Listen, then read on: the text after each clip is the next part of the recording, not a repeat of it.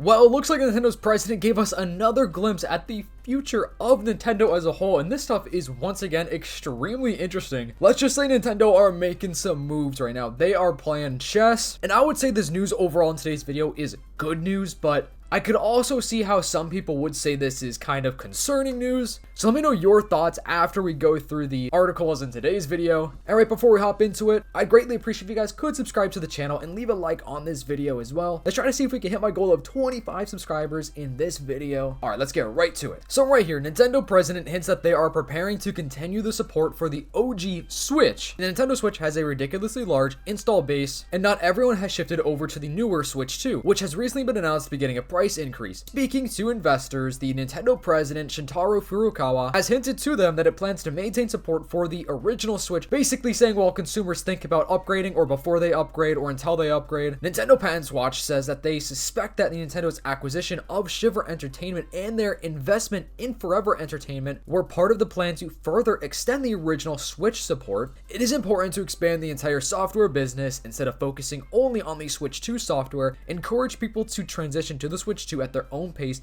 increase the Switch 2 installed base over the medium to the long term. Here is exactly why this specific piece of information is extremely interesting and potentially good news for the future of Nintendo. This seems like they are going to still focus on the Switch 1. They announced that they were officially done with the Switch 1. The last Nintendo Direct for the Switch 1 was held, and that they were just moving on to the full-on Switch 2. The Switch 1 has 155 million units or something like that sold. The Switch 2 obviously only has 20 million, which is still really good. Obviously, it's been out for a way less amount of time, so the Switch 2 is doing pretty good, but not everyone can afford one, especially with the fact that it's getting a price increase in a couple of months. The good thing with that is that at least Nintendo announced this way ahead of time. So people that don't have a Switch 2 are actually able to purchase it at the cheaper price right now during the entire summertime before it actually gets a price increase, which I would say is a W from Nintendo because PlayStation and Xbox have already increased the price of their consoles a while ago. It's absolutely insane. Prices of these consoles are just going crazy. I don't even want to know what the next generation consoles are going to cost because the rumors are they're going to be over $1,000,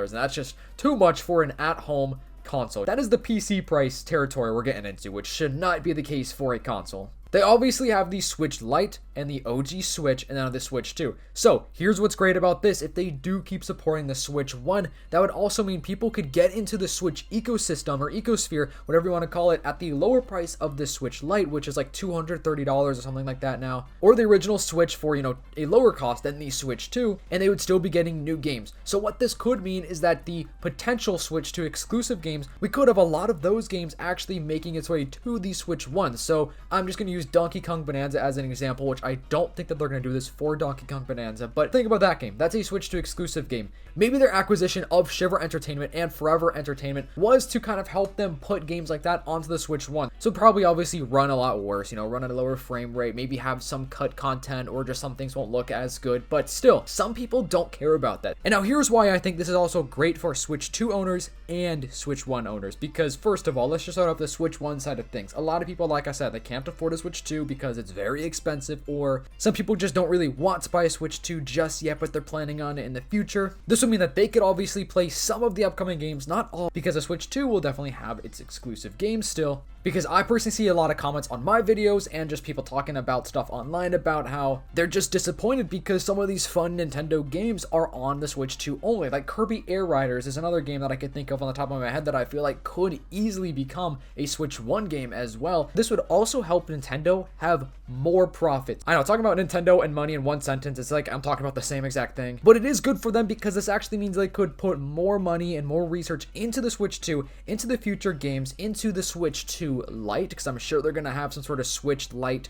second edition, or they may call it something else, but something like that where it's a cheaper Switch 2 model. Maybe even eventually like a Switch 2 OLED, special edition Switch 2 consoles, because we did cover a recent article basically saying that their cost of the research and development for the Switch 2 has gone up. So let's just say Pokeopia, for example. This game has sold the exact same amount of copies as Fire Red Leaf Green. Obviously, Fire Red Leaf Green is a lot cheaper on the Switch and the Switch 2, but Fire Red Leaf Green are also Switch 1 and Switch 2 games. And I have to say this, I know that those games are ports because I literally was talking about this once and somebody left a comment saying, bro, those games are just ports. I was like, there's no way this guy is serious. But anyways, so yes, those are ports obviously, but Pokeopia being a brand new game has sold 4 million units as well. So that's basically like 1 every 5 Switch owners having Pokopia. But if they were to actually be able to get that game onto the Switch 1, they would have to do something to make it work or just fit, or maybe it already does and they just didn't want to put on the Switch 1 because they thought it would sell more Switch 2 consoles. But if they were to bring it over to the Switch 1 with 155 million users on that console, that game would skyrocket. That game would probably like 4x its sales overnight pretty much. So with that being said, is would give Nintendo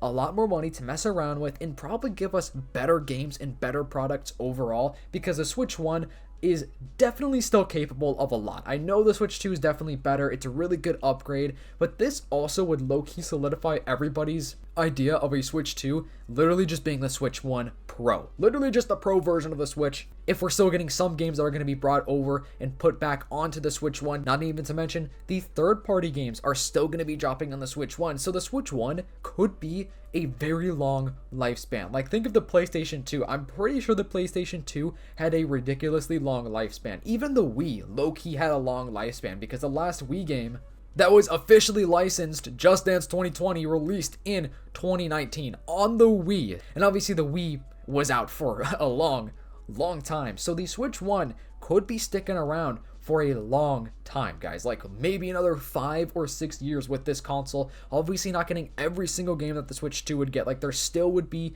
differences in the releases, especially, you know, the big 3D Marios or probably Ocarina of Time remake. Actually, you know what, debatably that one could potentially be on the Switch 1, but I feel like that's going to be a Switch 2 exclusive. But some of the smaller spin-off games could potentially even go over to the Switch 1, like Splatoon Raiders. Who knows, maybe that's going to be a game where they're, you know, down the line going to just make a Switch 1 version of it. Not even to also mention what I covered the other day, that they are actually entering the Indian market in 2027 with the original Switch. The Switch 2 is not going to India, but apparently just the Switch 1 is, and this is in 2027, so it's a long time away. The Switch is almost going to be the best console of all time. It probably will be if they're just going to focus on the Switch more and even open it up for Indian markets. It's definitely going to become the highest selling console of all time. Apparently, it's also going to be at a cheaper price point, so I'm wondering what that's going to be at. And guess what? If more and more people have a Switch 1, they're going to be in that Nintendo ecosphere, and they are eventually going to want to upgrade to the Switch 2. So I think it's a win-win situation, where it's a win for a lot of the Nintendo fans because they're still going to be able to use their Switch 1 and have new games for it, potentially. Maybe it seems like that's where they're going, because breaking down what the Nintendo president did say, it definitely seems like they're going to be focusing on the Switch 1 still. And then of course it's a win for Nintendo because they can still sell Switch 2 consoles and they could still sell more Switch 1 consoles. So let me know your thoughts and your theories about this. I greatly appreciate you guys watching. Thank you so much. Hope you guys all have a blessed day. I'll see you in the next one. Peace.